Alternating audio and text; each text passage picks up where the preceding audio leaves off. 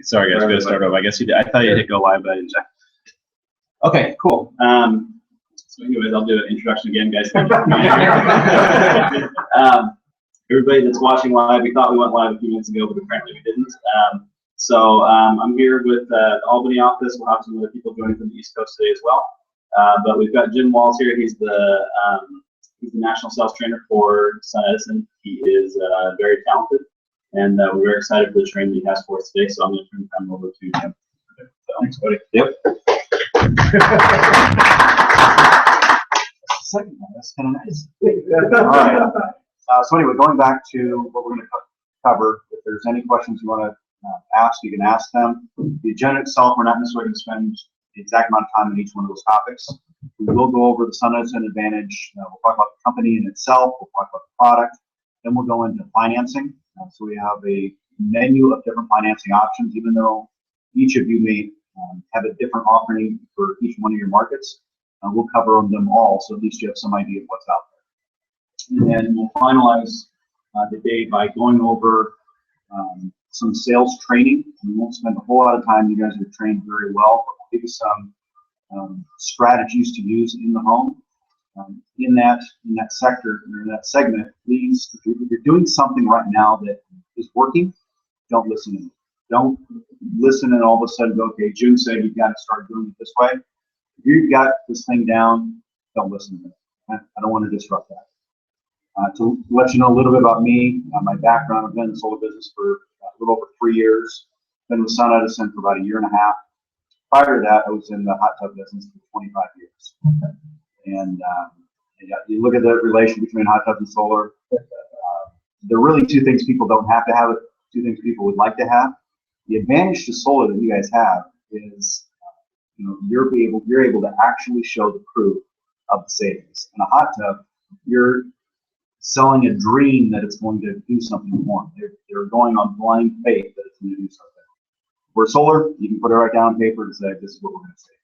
So it's kind of nice. Any questions before we get into it? I'm on computer.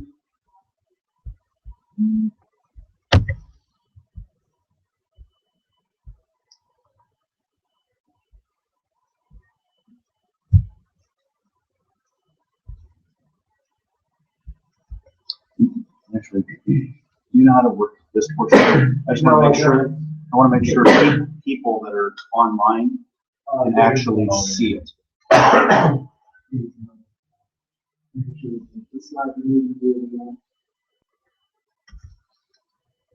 So this being on top, it says I had to click a button so they can actually see it.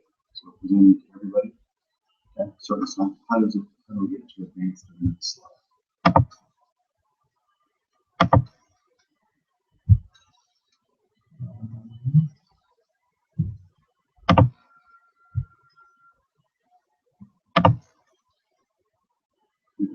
So if that's, I'm sure they can see it on the issue. Yeah, we're testing it now. Sure. Yeah, sounds good. All right, so as of right now, what do you guys know about Sunedison? You're the biggest railroad company. Yes, we are. Yes, we are. What else? You're named after Thomas Edison. You're named after Thomas Edison. I didn't even know that. No. What else? Manufacturing technology, the wafer, so when we, you're correct. So we literally own it from cradle to grave. We manufacture the silicon. It's all done in Texas. We do all of our engineering in St. Peters, Missouri. And we grow all of our ingots and wafers up in Portland, Oregon. Now, as far as saying that we're American-made, those products are made in America. But once it gets assembled, we technically assemble outside the country. So when you're explaining this to a homeowner, it is, we've got U.S. manufacturing, U.S. engineering, and we're made in North America. When they hear North America, they automatically go, oh, okay, that's the U.S. Well, actually Canada and Mexico now. So we have one plant in Mexico that's up and running that makes the majority of our 60 cell, and then we've got 2 plants in Canada that make the 72 cell. 72 cell is primarily for our commercial business, and 60 cell, as you guys know, is for the residential. What else? in business about 50-something years, publicly traded, well-funded. So, One of the companies actually making money. Is it right? so for those that didn't hear it online, he had said that we have plenty of money. You have, what were the other 2 points? Well-funded. Well-funded, Actually making money, and we make money. business since 1548. Being in business since 1959, which is over 50 years. There are certain words we'll talk about that will speak louder to some customers over others. When somebody hears 50 years, when you look at the demographic of who we're selling to, is 50 years seem that long period of time? Yeah. I don't believe it really sounds that long a period of time. I mean, we're 2015. 50 years doesn't seem like a lot of time. To make that time seem even greater, we like saying over 5 decades. Somebody hears the word over 5 decades, they go, wow, that's a long time. So it's just a different way of saying it. It's no different than the difference between saying, made in the U.S. versus made in North America. It just resonates with them, and they understand it, and they automatically assume, okay, that's better. So we'll talk about some key words.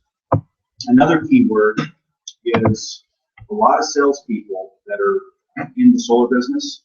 The solar business can be very technical, and technical people like to think. And you may have been doing this in your own presentations, but you turn around and you go, so what do you think of this? And what do you think of that? And what do you think of this financing? What do you think of that product? At the end of the presentation, when you ask for the business, the customer goes, I got to think about it. You actually put that in their head. This is not a thinking process. And the analyticals today are the smallest demographic. 20 years ago, they used to be the largest demographic. We used to make more stuff in this country. We don't make as much stuff anymore. So analyticals have become the smallest demographic. It's only 8% of the population. So 92% of Americans are not analytical. And if you continue to say think, think, think, think, you're going to confuse those 92% of Americans. What else do you guys know?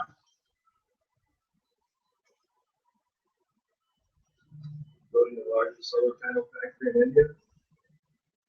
The largest solar manufacturing facility in India. We actually do a lot of stuff in India. We've got offices all around the world, and we're continuously building up plants. What else?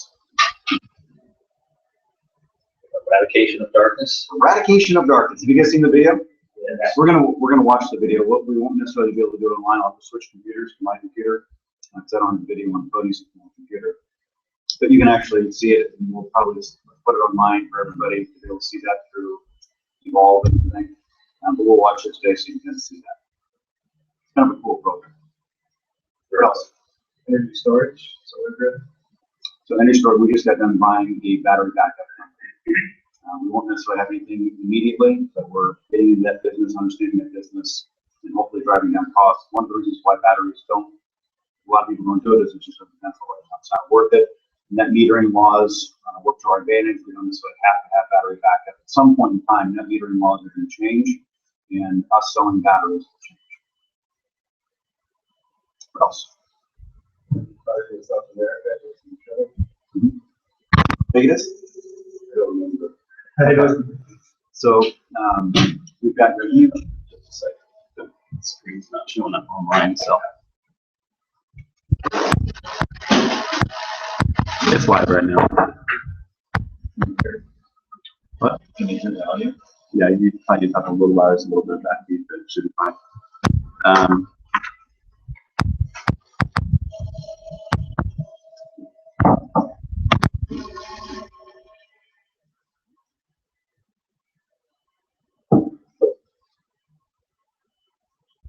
Are you on right now? Yeah. Or what do I do? Where do I? All it is, it just shows a white screen. It's not showing an actual slideshow. Yeah.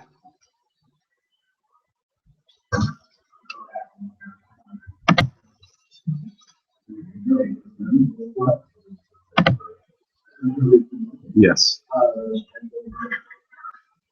Screen 1, screen 2, Google plus Hangouts. sales presentation. The sales presentation one. So click on that.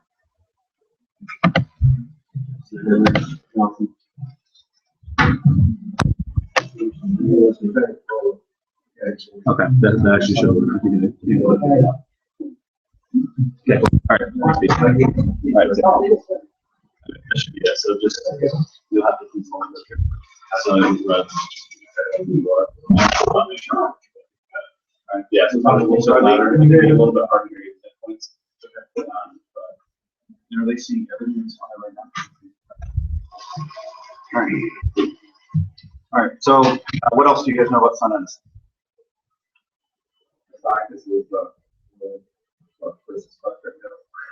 Yeah, I wish I would have bought it like a year ago. It was like $4. Was it really? I've been Yes. looking at it for the last 5 months. I've seen 22, 23, like 1 to 5.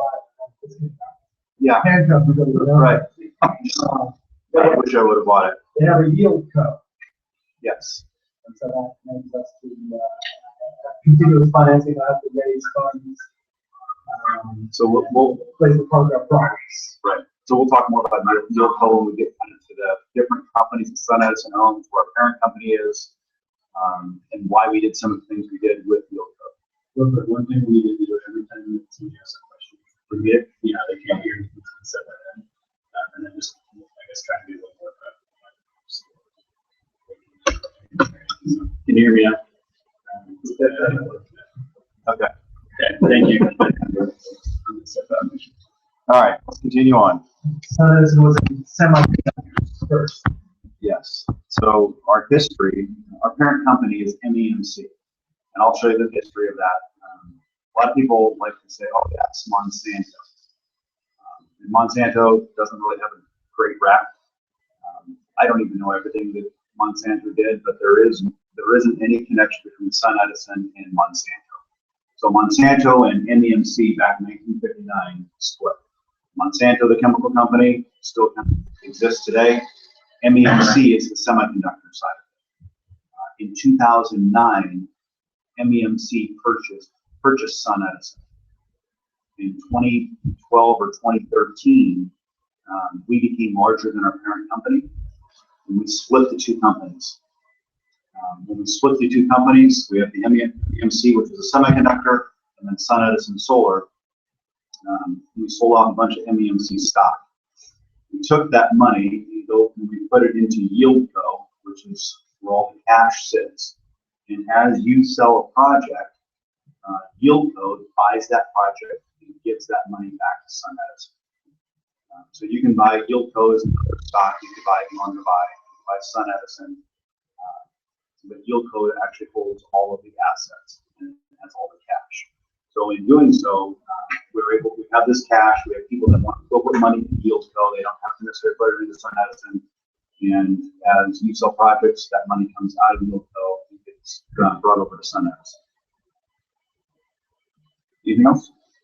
Can you just be clear on the date that Monsanto actually got out? Separated from? I'll show you the entire history from 1959 to 2012. I know that's something we're going to come up with. All right, so some of these things we're going to go right through just because of the fact that they don't necessarily pertain to you guys on how you are going through this. You don't necessarily have to do a proposal. When it does come to who you compete against, who are you guys competing against? Who are what's your biggest competition? So Vivint, Solar City, NRG, Sunrun. And what do they offer that makes them competitive? Solar power. There's a lot of companies that offer solar power, but they're not as competitive as the ones you just mentioned. Yeah, for Money. No money down. Okay. So it really comes down to the financing. All four of those companies offer a financing product, but they really don't talk about the physical product of solar in any one of those scenarios. We do both. So you're going to be able to see the fact that we have a financing offering, and you're going to be able to talk about product. So what you're saying, that's one differentiator that you It is. Yeah. can do anything, talk about the panels or something that you. No. Yeah. They never talk about the panels. Right.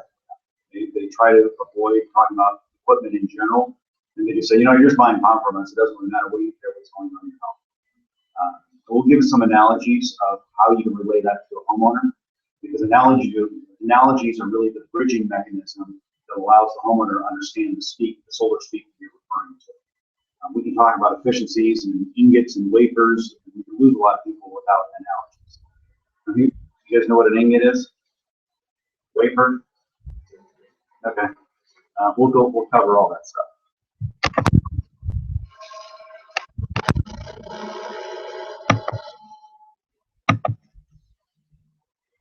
All right. So when it comes to Sunedison, these are really the 4 pillars that we stand on. I would normally watch the video. If we can pull that video up, I'll definitely do that. Look at the brand of Sunedison. We look at these products. So all of our modules are always a black frame, always a mono cell. The only difference is the back sheet. It's either black or white, and that determines what the power class is. So your go-to module right now is a 270 all black. The 270 all black module. Probably using a poly white silver. Yeah.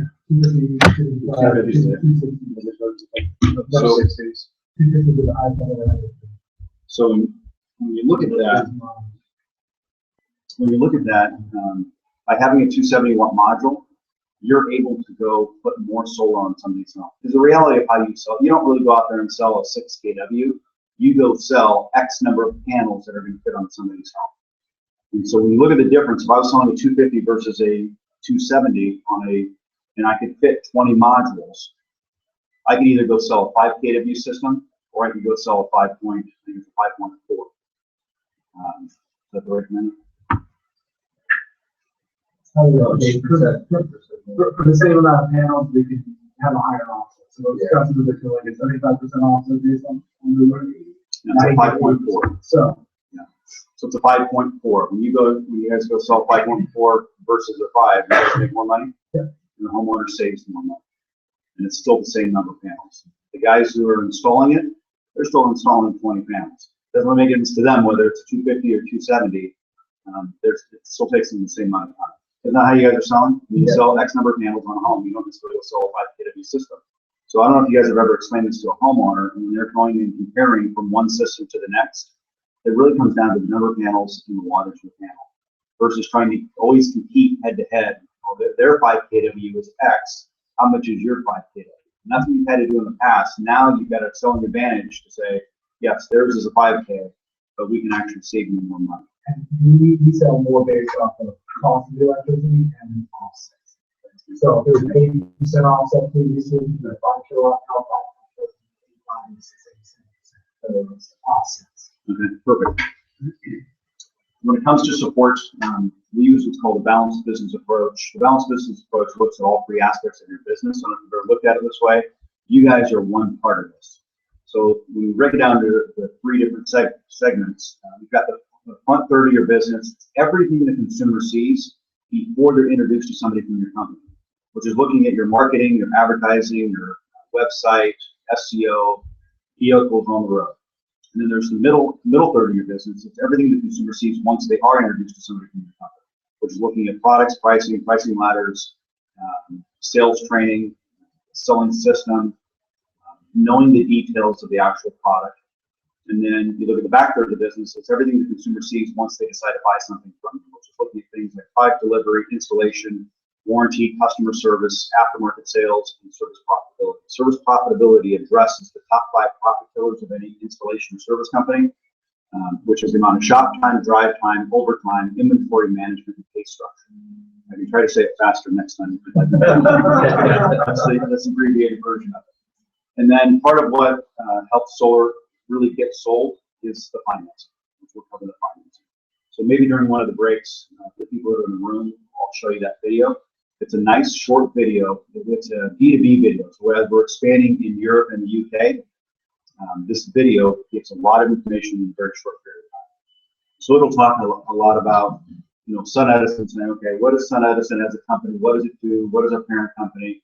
One of the points that they make in the video is the fact that we hold over 750 patents dealing with silicon. Because of our basis of coming from the semiconductor business is made out of silicon. And our scope of technology is a lot wider because we came from the semiconductor business. Most people in the solar business, they've got the blinders on and all they know is what the solar business has to offer. So our scope is a lot wider. The way we manufacture semiconductors, we use that same technology to turn around and make solar cells that have a higher level of efficiency. And we'll even talk about efficiency and how it's calculated. To me, it's a false sense of security when one company talks about efficiency but never explains how efficiency is determined. And we'll cover actually how that is. So if you ever get into that head-to-head and go, okay, well, this other company said we've got 19% efficiency and you're at 18. They must be better if they're at 19. That's not necessarily the case because of how it's actually calculated. When you start looking at spec sheets, you have to look at exactly what the words say. Some spec sheets will give the spec of how efficient the cell is, but not the entire panel. So as an example, you could have a 19% efficient cell, but the efficiency of the panel may be 16 or 17. So if you're, again, going head to head against somebody and somebody goes, hey, do your panels have a 19% efficiency? I would be careful on how you answer that because they may be trying to compare versus a cell versus an entire panel. Yes? In the industry, is there a single way of measuring, like Windows, they have a U value? So let's every window apple to apple. Is there like a standard way of measuring efficiency in solar? Yes, there is. So can anybody tell me, those that are online, it's going to be a little difficult for you to possibly see this. Can anybody tell me how the efficiency is determined in a panel? So I'm just drawing on the whiteboard right now. I'm drawing a rectangle box which is representing a solar panel. How is the efficiency determined? How much photons are absorbed by the actual cells? Yes, but there's a mathematical equation that is determined. Okay. So let's say it's a 250 watt module. So it's how many wattage of the cells, the 60 cells, are combined together, and they label the thing as a 250. And it's XY measurement divided by the wattage. Okay. So they determine the way they can increase their efficiency is that they shrink the square footage and increase the wattage to higher the efficiency. So what they do in a lot of cases is they take the cells and they put them as close to that frame as they possibly can so they can have a smaller footprint. And when they do that, what happens by having the frame right next to the cell? This is sitting on somebody's home at an angle, and now I have a frame that sits here. What happens?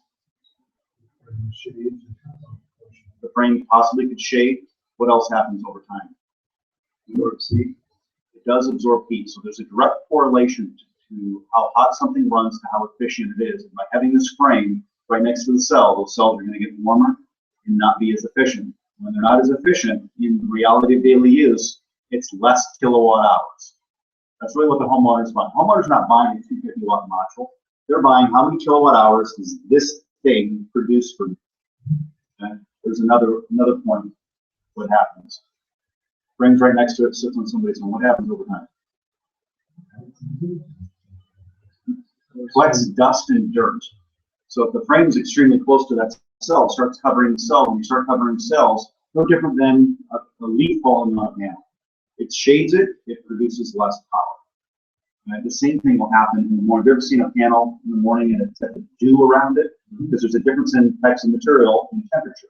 So that dew will build up on the edges of the frame and start covering the cell. You cover the cell, you reduce the power. So what we do, it decreases our efficiency, but increases the amount of kilowatt hours that are being produced. We hold that cell off the frame a little over a ½ inch away. So we can increase our efficiency is technically lower, but yeah, we produce more power. Does that make sense? Mm-hmm. So let's say that somebody asks you a very specific question when you're in the home. What is the efficiency of your panels? Rather than turning around and answering that, you need to take a breath, pull back and go, that's a really good question. I rarely get that question. I can ask, why do you ask? Find out why they're asking, because there's a lot of times your competitors will give the homeowner little hanger names. And what you didn't know was they told that customer, you know what, just make sure you ask somebody their efficiency, because if they don't have at least 18 or 19% efficiency, I'd probably stop talking to them, because they're selling you an inferior product. And you go in and you say, oh, we've got 18% efficiency, or we've got 17.9. And what happened is their mind just turned off because you answered that question and you didn't find out why they were actually asking. It happens when they're asking very specific questions. And you're not going to get this from energy, someone that sells people, nothing like that. The only person you're going to get is when we're comparing a local, somebody that's local that works at some time like that. So you might get this 1 out of 100 times. Yeah. Most of our customers Go through that. All right. We have to hold 1 second because it's doing something that is, I don't know if it's recording anymore. So everybody that's online, please hold.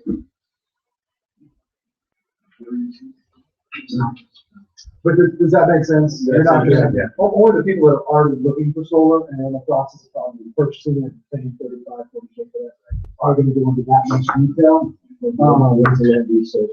Right. So you're hardly going to ever have that happen. So it's good for you to know, but bring this stuff up, it's just going to cause you to be more.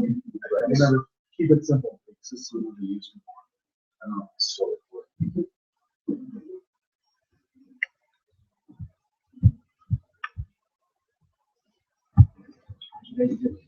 Yeah.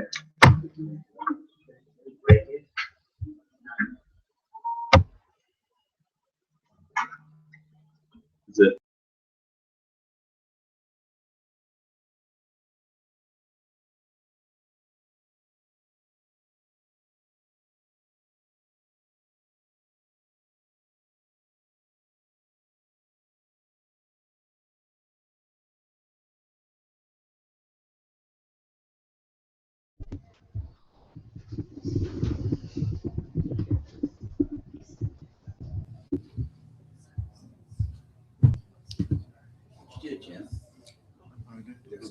No, I was going to take my USB out for the videos and actually watch it later. So if I have a video, can they see the video? If you share it on here, yeah. You have to maintain the decibels at 72.9. You did check it, make sure it's. Really, I'm still trying to do that. That's why I'm doing that. It's just giving me like a. Pinwheel. Yeah. Good morning. Good morning. Hey, Jeanette, how are you? Hi, hey Cody. Hi, BJ. How are you? Hanging in. We got into the, not that we had an It accident. should There be was a big working. accident when we were. All right, can you hear me now?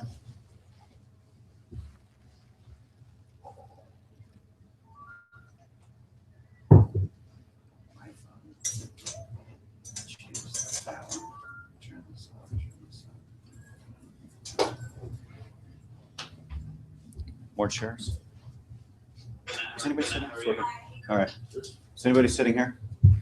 The 45 seconds, that's why. No one's sitting there, so go ahead. Chair?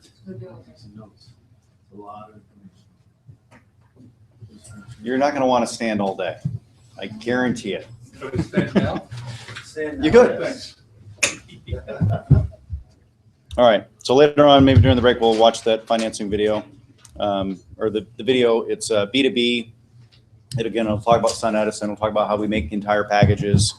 And then we own the process from start to finish.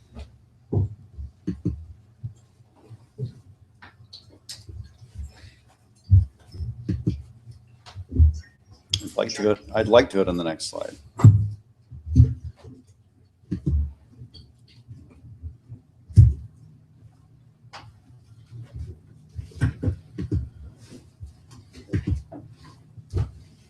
You want to go to the next slide? Go to the next slide. And it's not. It's not.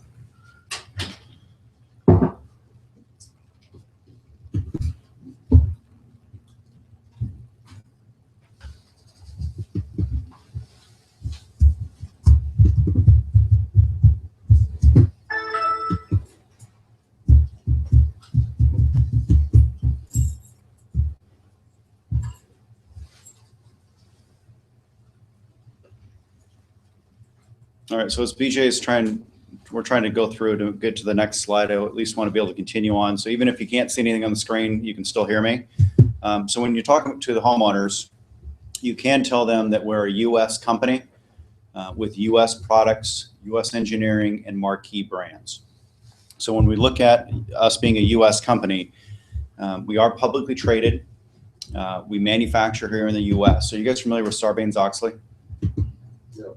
Okay, so Sarbanes-Oxley was put into effect because of the Enrons of the world that this requirement is only for U.S. publicly traded manufacturers have to abide by this law. There are only 2 companies in this entire industry that have to abide by this law. Sunedison is one of them. And this law says that since we're a manufacturer, anything that we manufacture, we have to have a warranty reserve for. If for some reason Sunedison isn't around, every homeowner that ever bought anything from us has money to go fulfill that warranty for that entire length of 25 years. Okay? So we are incentivized to turn around and build a better product, because the better product we build, the less money we have to go put into this account. And we can't take money out of this account until something goes wrong with our product, and we cannot draw interest from it. I'm sure the government does, but we don't get to draw interest off this account. So the better we build the product, the less amount of money we have to go put into this fund. And there are tens of millions of dollars in this fund. It's not even a fund. It's just an account that the government controls. So yes, where do you want to be? The other company, Solar City. That's good. Do what? Who's the other company? It's not Solar City. It is not. Who's the other company? SunPower. Yeah. Sorry, what was the name of this legislation again? Sarbanes-Oxley. I just call it an escrow account. That's Yeah. the easiest way to explain it to a customer. You say, they ask the question of what happens if the company goes out of business? There's an escrow account that a portion of the payment goes into to cover all. So what they're talking about is just how they relate to different customers. They call it an escrow account. So homeowners, so you don't have to go into the whole law and everything else. So again, it's a reassurance to the homeowner. Now you don't need to turn around and go, well, if Sunedison ever goes out of business, then you're covered. I mean, you're playing on you're trying to assume that they're going to go out of business. A different way of doing it is just simply saying, the great thing about Sunedison is they have a warranty reserve. They're required by law to have a warranty reserve. So if anything ever does happen to your product, there's money sitting there to go fulfill that warranty. Okay. Don't go and say if the company goes out of business, because it's really a moot point at that time. You're causing fear or causing them to say no today because you said, oh, the company might go out of business. So it's just 2 different ways of saying it. Okay. You only have to have 10% to really analytical folks that are going to ask that question. But it is that reassurance, again, for 25 years. So it only pertains, again, to U.S. publicly traded manufacturers. So everybody else that's out there, if you buy a product and it's not a U.S. publicly traded manufacturer, they could go out of business tomorrow, and every consumer that bought that product no longer has a warranty. And you look at how many products are being sold, even in the solar business in U.S., that are not a U.S. publicly traded manufacturer. Okay. When you look at maybe what you've sold in the past or what your competitors are selling, a lot of the stuff does come from China. Can anybody tell me one brand in any category? I don't care whether it's TVs, cars, refrigerators, radios, any brand, any Chinese brand that's been around longer than 15 years? Any category. So if there's not one brand that's been around in their entire history for longer than 15 years, what makes you think solar is going to be any different? It's not their culture to turn around and build a brand that's going to be around for decades. We actually have the proven technology for over 5 decades to prove our 25-year warranty. Other companies it's almost like a marketing warranty.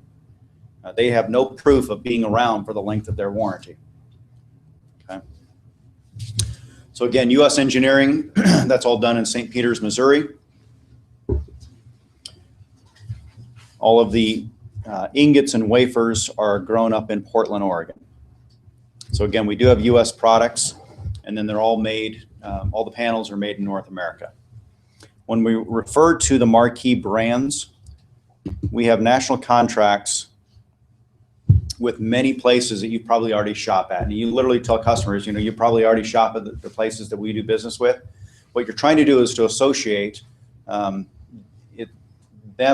buying stuff at, let's say, Whole Foods. It's easier for a consumer to buy something from somebody they're familiar with rather than somebody new. So when they go shop at Whole Foods, or they're familiar with Whole Foods, and now they're buying from the same company that Whole Foods bought from, there's that reassurance or that feel-good Social proof. thought, yeah, that other people have done it. The largest demographic in the US today are emotionals. Emotionals have the fear of making the wrong decision. So they don't want to be the first one to turn around and go buy something. And when you can relay that here's these other companies that could have chosen anybody and they still chose Sunedison. And let me explain why.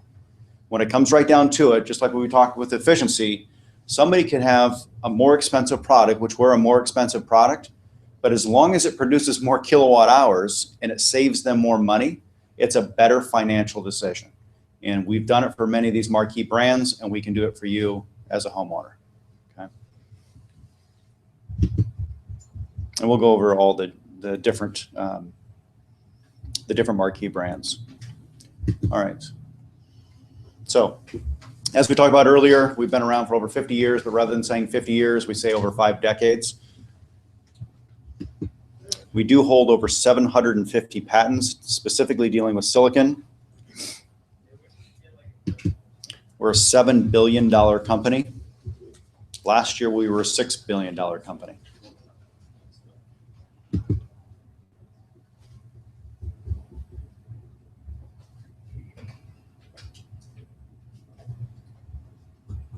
I'm really not this bad with technology.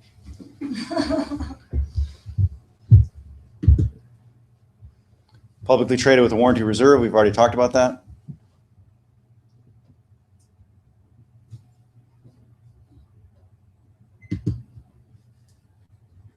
Global presence. I'll actually show you a map of all of our different offices and manufacturing plants. So us as a company, our goal is to go dealer direct. When you look at the national brands that have built over time, this is really the way the business models are structured. So I don't care whether it's a Toyota dealership, a Lennox dealership, those are all direct to partner models, and that's what we plan on doing. So you're part of that direct to dealer model. But we will use many different analogies. You probably already know this one, but homeowners, when you look at it, who here has a landline still? I do, because I live up. I have a landline too, but I hardly ever use it. I mainly use it for internet because I can't get internet any other way. And the landlines are being obsolete. Power lines really have the ability, right now we have the ability to eliminate the power company if we really wanted to. Now it's just a matter of the cost coming down to be cost effective. Once batteries are more cost effective, the power company really isn't needed anymore. And just as the cell phone surpassed landlines, solar will surpass the power company. We also believe that it's okay to say that we make money. You need us to make money. I mean, you want us to make money, so we're around. But we don't have to be greedy pigs about it. It's okay that you guys make money, the homeowner saves money. We have many different ways of actually making money. And going back to Terraform and how we make more money, one of the reasons why we sold off a bunch of MEMC stock and created Terraform was because the semiconductor business is going to grow about 1% a year for the next 10 years. The solar industry is going to be double-digit growth every year for the next 10 years. It's just a matter of where we can make the most money. We make a lot of money when it comes to financing, just no different than banks and insurance companies. That's where we make money. The fact that we make product to help get us there, it just helps us be vertically integrated to control what's our financial model looks like. So if we can build a better product and it gives a better return on investment, that's a safe investment. Okay, so we're just controlling that.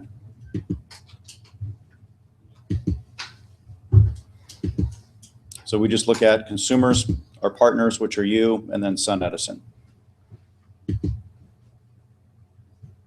This is just the industry and how it's going to grow over the next few years. You guys ever wonder what's going to happen after 2016? A lot of small companies aren't going to be able to handle the not letting on the ITC. So who here wants the ITC to go away? I want it to go away. We would love for it to go away. It's a lot easier to gain market share in tough times than it is in good times. When things are good, people they're not shopping. They just, the market share gains are in any industry are that much more difficult. So let's say the ITC goes away, it doesn't get extended. So on the residential side, ITC, they're saying it's going away. On the commercial side, they're going to say it goes down to 10%. That's what, as of right now, that's the way it's going to be if it doesn't get extended. We're planning on that ITC going away, and we're building our business assuming that's going to happen. Now, for some reason, it gets extended. We're only going to be in that much better position. So the question becomes, well, the ITC goes away, costs are going to go up 30%. We're going to have to go sell for 30% more than what we were in the past. That is not necessarily the case. The companies that have the technology, which we're one of them, because we manufacture the silicon all the way through the entire process, if we lower our costs just a little bit, we don't have to lower it 30%, but if we can increase the wattage of the panel by 20 or 30% to the homeowner and to you, you're selling for the same price, but yet they're getting more power. So if this panel that we're making right now, that's a 270, if we ended up getting up to a 340 and lowering our cost just a little bit, you're actually able to sell at the exact same price. Okay. There are a lot of companies for various reasons that cannot get beyond a 250, 255, primarily because of the silicon that they're buying and the process that they're building their systems or their solar cells with. And I'll get into detail on how we do it versus how everybody else does it.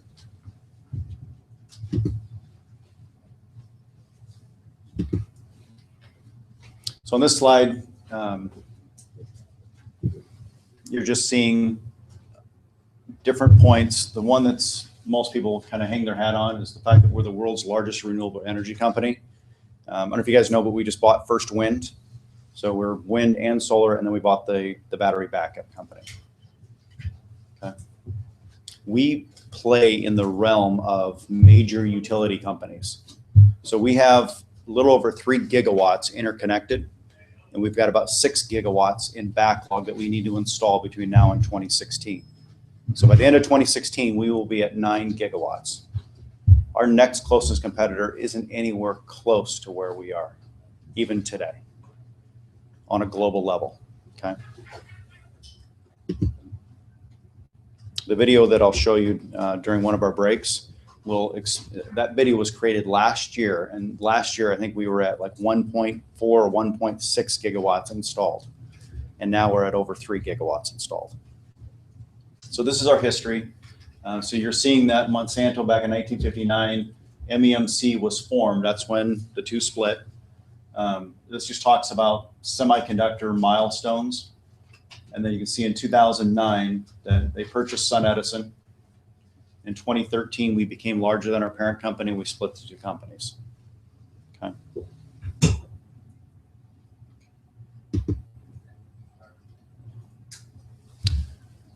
These are our different offices around the world. So you're seeing in Pasadena, Texas, just right outside of Houston, that's where all of our silicon is manufactured or refined. All of our engineering is done in St. Peters, Missouri, and all of our ingots and wafers are grown up in Portland, Oregon. Everything else, I don't really know what they do there. Okay. Are you guys familiar with our ROC, Renewable Operations Center? So we monitor our own systems. And we monitor systems for other companies also. But the ROC, there's one located in Belmont, California. There's one in Spain and one in India. So as systems are coming online as the sun comes up and the sun goes down, each one of those, they're strategically placed around the world to where everybody is always being monitored 24/7. So there are. Those are the utility scale ones, or what about the residential? That's all of them are done through the ROC. So anywhere from utility scale to large commercial to small commercial to residential are done within the ROC. Yeah. So the one that you had seen in San Francisco, in Belmont, all the other ones are very similar. I'll show you guys some pictures. Literally looks like a war room. I mean, there's big screens and there's monitors and they're constantly looking at systems. If a system goes down, we can actually dispatch, typically on the utility scale and large commercial, we'll dispatch service to go to take care of that. On the small commercial and residential, for you guys, we would dispatch somebody on a local level that we've already contracted with. Okay. So the plant in India can monitor our systems here on the East Coast? Yes, typically Spain is going to be doing the ones on the East Coast in the early morning before the people in California get up. But at some point, that one's it's going to switch over to Belmont to be able to supply the East Coast. Was there one in Guadalajara? I remember something mentioned. No, we have a plant there, but Okay. yeah. And then I've heard, but I haven't seen the actual documentation yet, that we plan on building another rock on the East Coast. Okay. All right, so now we get into some really exciting stuff and talk about ingots and wafers. So this will show you, here's polysilicon. As a matter of fact, I have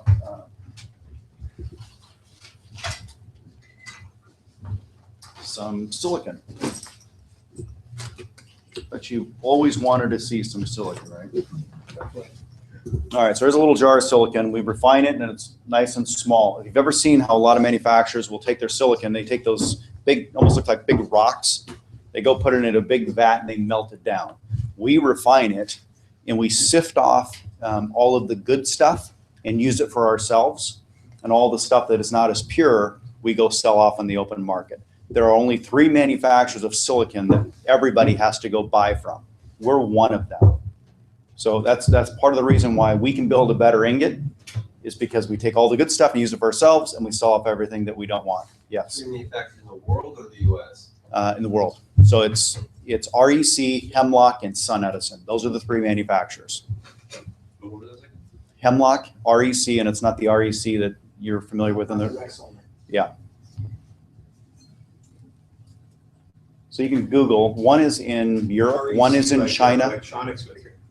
Probably, yeah. Used to have TVs by the So one is in Europe, one is in China, and then us in the US. All right, so we manufacture our own silicon, refine it. We ship it up to Portland, Oregon to grow that ingot. The way we build our ingot is completely different than everybody else. So the ingot is this big long cylinder, and then we take it and we slice it like a loaf of bread, and we slice it into thin wafers. And then we turn around and put electrodes on there, and that becomes a cell. And then we put 60 cells to a module and create that actual module. Okay? But the process of how we do it, again, is different.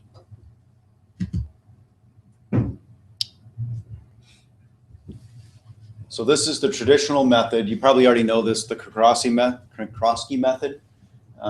This is how most will do it. They take this big pot and they heat it up, and it becomes, the silicon that you see in that jar becomes molten lava. When you melt silicon, all the good stuff floats to the top and all the bad stuff is at the bottom of the pot. Well, as they go pull this ingot, the top of the ingot is very pure and good cells.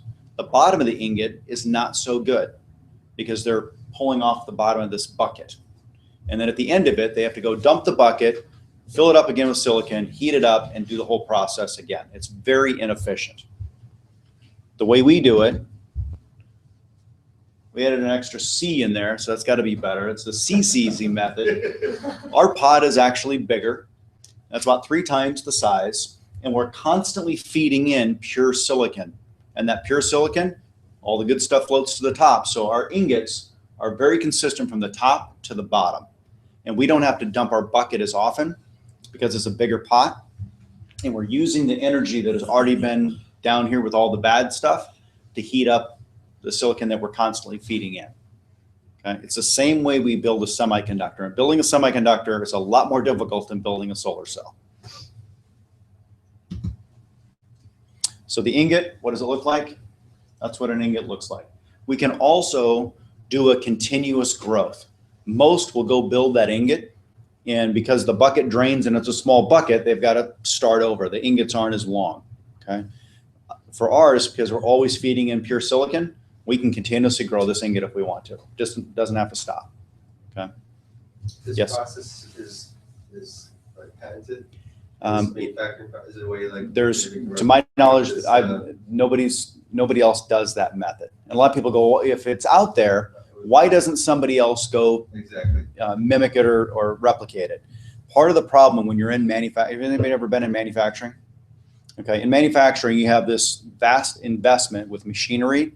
For you to go change over an entire plant and to change all of your training, it's a huge expense. And a lot of companies don't do it. I don't care what industry you're in.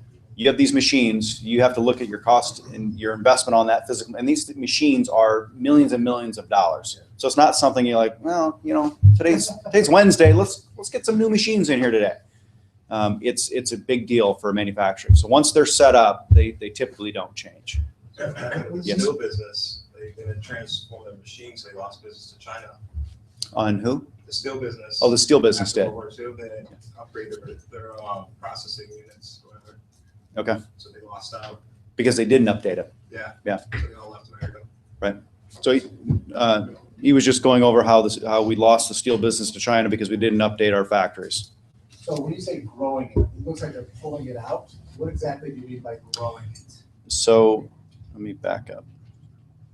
Can you grab Cody? I need his power cord. Is what you're saying? That's the silicon itself on that. Yeah, Hang so on. that's the ingot, that long. Okay. ingot, So you as it's slice it like melting, bread. it's just growing. So basically growing means it's cooling down and hardening? So growing, I cannot get off this screen. Sorry, my screen's different than what you're seeing right now. Okay. Yeah, you can plug it in first. That'd be good. All right. So what they mean by growing is because the ingot itself, as your, which one is? As that molten lava, big pot of silicon, this ingot is actually spinning very slowly, and as it spins, they slowly move it up, and it adds to the bottom of it. It adds to the bottom, so it's like they're pulling it out of the molten lava. Yeah. That's the reason why they call it growing. Okay. This is your charger? That's just my cord for my computer. This is what charges it though? Yeah. Sure. Different cord. Yeah. I can't get them to plug in here. Plug on the floor here. Jump in there. That would work. Yeah, thank you.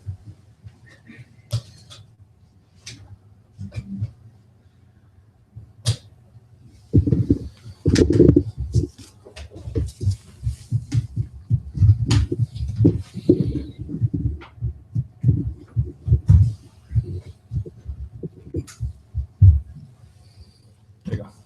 Thank you. Yep.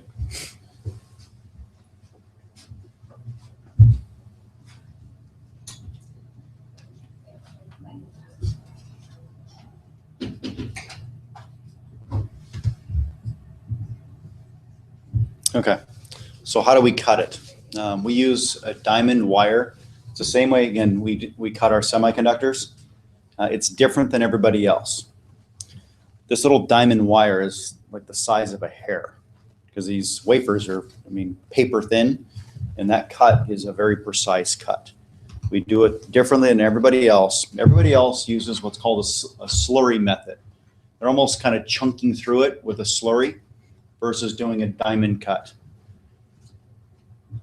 This slurry, the equivalent, if we were going to go cut this table in half, we could use a Sawzall, and it would be a very unfinished, jagged cut. Or we could go put this through a CNC machine, and it would be a very precise cut every time. That's the way we do it versus using a Sawzall. When you do it this way, when you start looking at the cell underneath a microscope, you'll start seeing the difference dramatically. So what does it look like underneath a microscope? This is what theirs looks like. You can see it's very inconsistent and it has fractures in it from the start.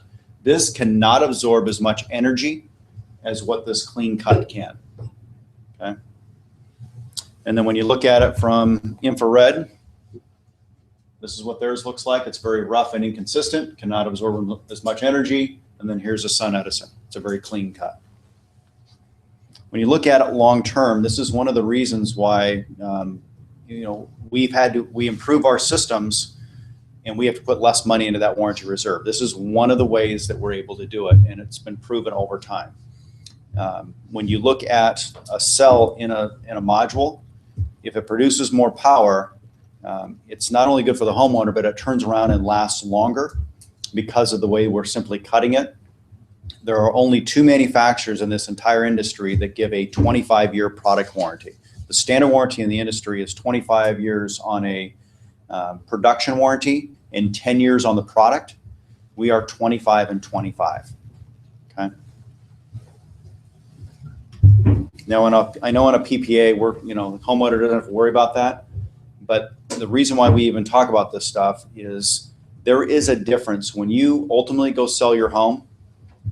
If you ultimately buy the system, which one would you rather buy? Would you rather buy something that is a silver white poly or something that is all black, mono, built well from the start? It would be equivalent if you had 2 different homes on the street and one home had vinyl siding and one was made out of brick. Which home is worth more? Why? It costs more, it's better. It costs more, it lasts longer. I mean, it's there for generations because it's made out of brick. You look at the buildings, that are made out of stone versus made out of wood.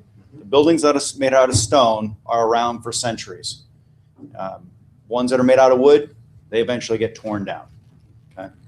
So when we look at how we're building this, we're designing our expected life of our modules is 40 years. Okay. This slide is simply talking about ingots and wafers that are made in the U.S. We actually made all of those. Yes. A little while ago, you said we're going to be at 9 gigabytes. 9. Which is so far beyond. Can you give me an analogy? If we're here, and the next solar companies are way down here. I think that someone would comprehend. So we're about 3 times the size of our next competitor. Globally, yeah. So they may be bigger in the residential sector, but when it comes to actually having gigawatts in the ground, that's as of right now. So that's us being at 3 gigawatts. Our next. What I was going for was something more like we're General Motors compared to Saturn or some analogy like that. If you think of one, let me know. I will. To give you an idea, power companies, there are many utilities that don't produce as much power as we do. They don't produce 3 gigawatts worth of power. I think the largest utility is somewhere around 40 gigawatts. So we're somewhat small, but we're the only solar or renewable energy company that even plays in the utility world on a global level. Everybody else is not anywhere close to it. And by the time we get to 9 gigawatts, it's probably going to be, it wouldn't surprise me if we were in the top, 30 or 40% of utilities that are out there. This slide is just talking about the fact that there's 3 manufacturers, the silicon, the Hemlock, Sunedison, and REC. When it comes to marquee brands, these are some of them. So you can see Whole Foods, Staples, Walgreens, Procter & Gamble. Walgreens, if I didn't already mention Walgreens, Staples is the one I forgot. Walmart, GE, Anheuser-Busch, AT&T, there's Macy's, there's several others. The one that we tend not to talk a lot about is Walmart. It's really your choice on whether or not you want to talk about it. It's because there's a love-hate relationship. Even though Walmart's a huge customer for us, there's a love-hate. People go, I hate Walmart, and then they go there 5 minutes later. It's just because they want to get, I know. So some people use this to their advantage by saying, here's Walmart. Yes, they're known for being cheap. Even the company that looks at return on investment in the cheapest manner chose Sunedison. So if Walmart chose Sunedison, they knew it was the smart choice for a better investment. And who knows better than Walmart? They're the largest retailer in the U.S. Okay. Now, when we look at these, we're not the only one that may be building systems for Walmart. Even though we have a national contract, I'm not in that sector, the segment of Sunedison, that's our DG unit. I don't know, I wouldn't even know the first thing on how to go sell Walmart. But I know there's other companies that can come in and go sell Walmart if they wanted to. Okay. Any questions on that? Okay. As Yes. for the public sector, I see U.S. Air Force. What else are those? Yeah, so most people are not going to know the developers. These are just huge developers. In the public sector, we've literally built systems for the state of California, NRail, the GSA, I don't even know much about it, Department of Correction. This is the Department of Energy and the U.S. Air Force. So the Department of Energy, we've built a system for the Department of Energy. Of what's up there, many people look at that and go, okay, yeah, this, you know, the U.S. Air Force, that's kind of a big deal. Department of Energy, that's a big deal. To me, the biggest one that's up there is NRail. Do we know what NRail is? National Renewable Energy Lab. Yes, and they have all the data. They're PV watts. So it's the government. You guys familiar with PV watts? PV watts is what every single company will go to input the azimuth, input everything and tell them. It's where all the data lies. The system's going to pump out. Yes. Kilowatt. So the very agency where all the data lies chose Sunedison. They could have chose anybody, and they chose Sunedison for different reasons. You know, like how we're building a panel, how we're keeping the frame off. There's less dirt. We produce more power on a global level. We produce 103% of what our panel size is. What we say it's going to. Okay, and we do that primarily because we have a positive power tolerance. You guys familiar with positive power tolerance? Okay. Again, even though we're getting technical, you don't go to this extreme with every customer. Okay. But when you do,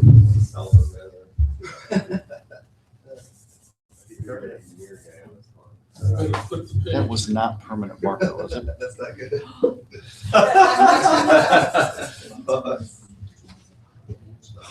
There you go. See this little bottle? Yeah. All right. I was worried there for a second. I had no idea. Normally, there's not like there's like a I rag. didn't hear what you said. There should be a rag. The comment. All right. Please hold. No, I'm gonna we're find not the rag. checking it back. Oh, okay.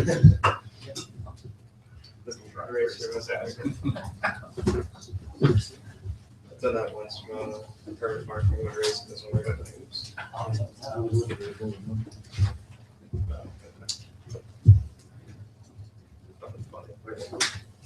What does the NRail stand for again? National? National Renewable Energy Lab. Energy Lab. It's in Colorado. You guys making drawing pictures? Smiley faces. Nice.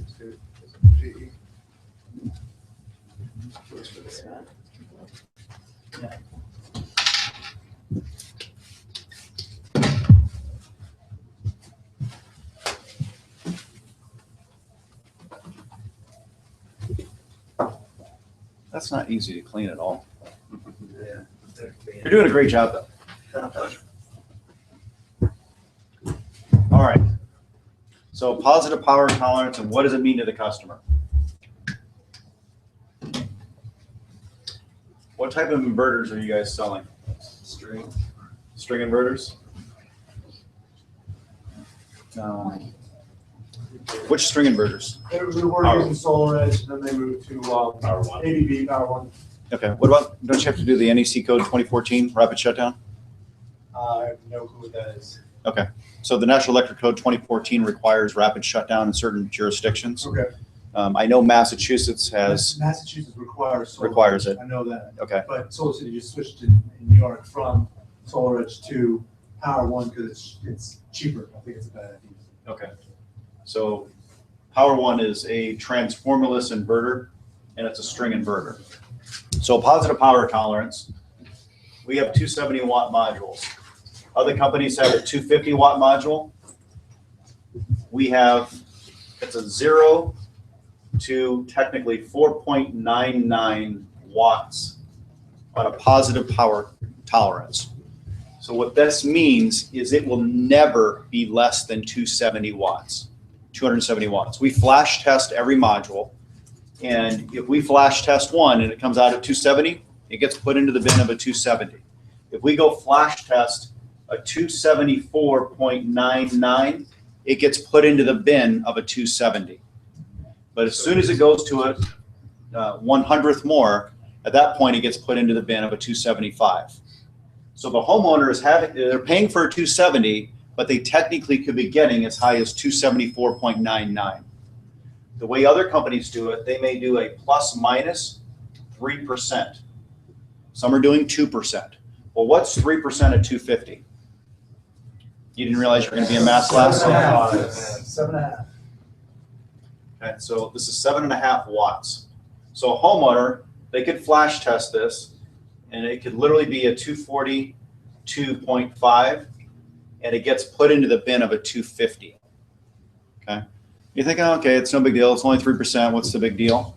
Well, in a string inverter, if this one was a 242.5, and this one was a 246, and this one was a 247. In a string inverter, it's only as good as its weakest link. So they might as well have all been 242.5. Now in a microinverter or in a solar edge, each one of those will produce exactly what it is. But the reality is, homeowner paid for a 250 and they didn't get a 250. The analogy would be you go out and buy a brand new car and you can see that sticker on the side of the car that says the gas mileage is 25 on the city and 28 on the highway. How many people have ever gotten 25 in the city and 28 on the highway? You never get it. In a wind tunnel, you get it, okay? That's what they're doing, is they're putting a sticker on there and saying it's a 250, but you're never getting that gas mileage. What Sunedison does would be, it says 25 on the city, but you're actually going to get 27 in the city. And you're normally, it says you're going to get 28 on the highway, you actually get 30 on the highway.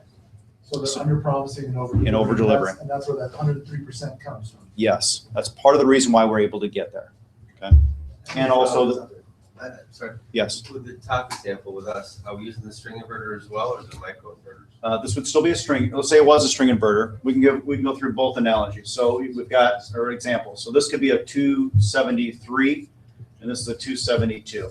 They might as well have all been 270. The point is, We're not over-promising then, we're just giving No, on a solar edge, then that's what's happening. Oh, okay. But if it's on an ABB or Power One, then no. If it's an SMA, then yes, that's correct. Okay. are you guys familiar with how different inverters work?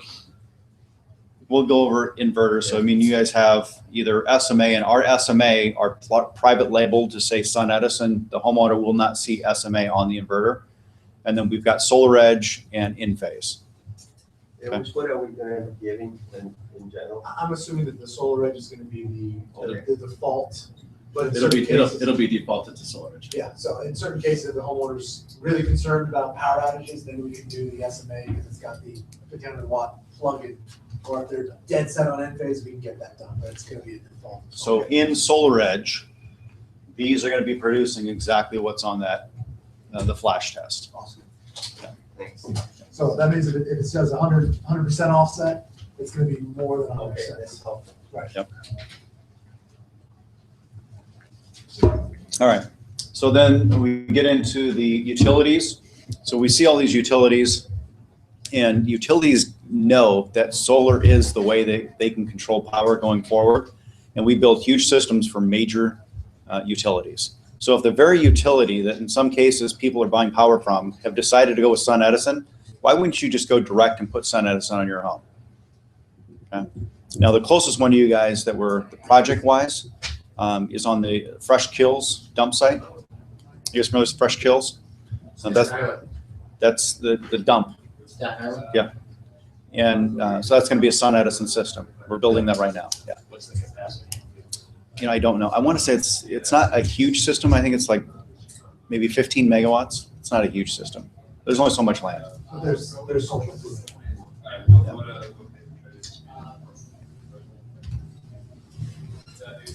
So here's a couple of pictures.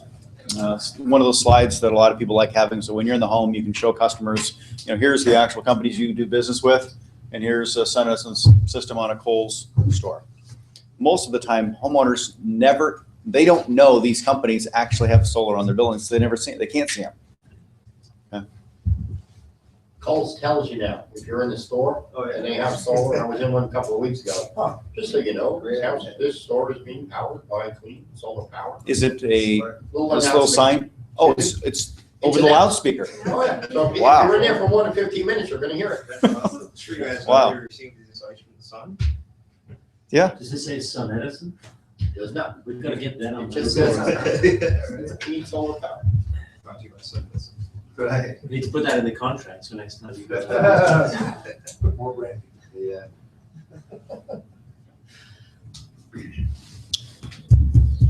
Plastic bags.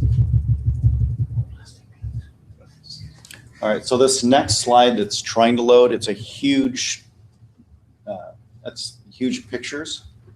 And so it normally doesn't take this long, but. Is it frozen? Yeah, it's got a little pinwheel. Your time stop counting. Yeah.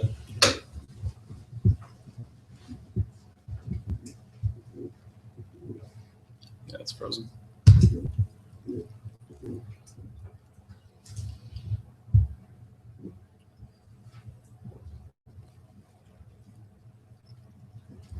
I don't even know the 140 some odd slides to go through.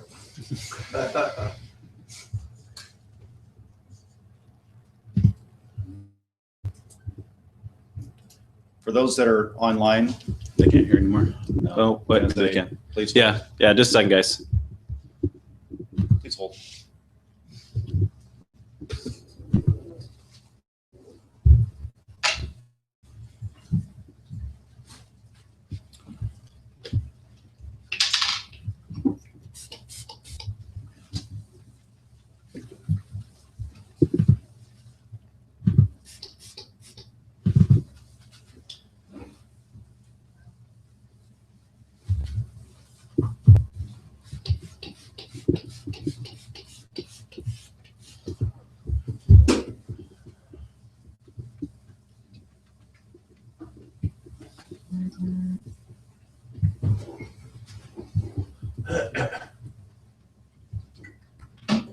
So has everybody learned something so far? Yeah.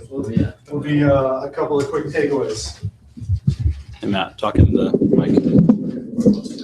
So what would be a couple of quick takeaways from what you've learned so far? I know I've definitely learned a few things. The Sarbanes-Oxley warranty reserve Okay. has forced Sunedison to make a much better product. Okay, so because of the law as a U.S. manufacturer, they put a lot of money into this account, this escrow account, so to speak, but it's also forced them to make a much better product. So you can have more confidence in these products than anything else we've ever dealt with before, and the customer is also going to feel that confidence. What else? We have the highest quality panel actually. Okay. Versus how it's cut and what's actually inside of it. So we're using proprietary methods to create these panels, and so it's got a lot more longevity. It's going to make the house more sellable. It's a selling feature of it. It's going to produce its power over time. Right. Yeah, and when you can say 40 years, I mean, that exceeds everything. And a 25-25 versus a 25-10, that's a big deal. What else? Just them being in business for so much longer than all the other solar companies out there. 5 decades. 4 or 5 decades. So, they've been doing it the longest. They know Right. more than these other companies. And do the customers necessarily need to know this stuff? No, but your confidence becomes their confidence. Positive power tolerance. Okay. Which is huge. Right. Knowing us having the confidence that, oh, it's a 90% offset. Well, we really know that's more of a 92, 93, 94% offset. So it's going to overperform what we say it's going to. Any other quick takeaways? 25-year warranty on the panels. Okay. Which is other companies don't have. Right. 25 year. There's a 25-year production warranty, but a 10-year panel warranty versus a 25-year production warranty and a 25-year. That's a lot huge. Of companies try to say, well, it's really one of the same. It's not. No, it's not. Because a panel could be performing, but the frame could be falling off, the glass could be cracked. As long as it was producing what they said it was going to produce in that given year, they don't pay a dime. And we'll talk about the difference between a linear warranty and a step-down warranty. Have you ever gone up against the two? Yeah. A step-down warranty, the reality of them ever having to pay out is slim to none. And the homeowner has a huge loss in the beginning years, and then potentially could have a huge loss from year 11 to close to year 20. Let's take a break. Hey, everybody that's watching, we're going to go ahead and take a break. I'm going to take it offline for a second, restart my computer, and then we'll get going again. So go ahead. We'll take 15 minutes, and then we'll get started again. Bathroom's somewhere around the corner over there. Yeah, just go out here and then drive around there to the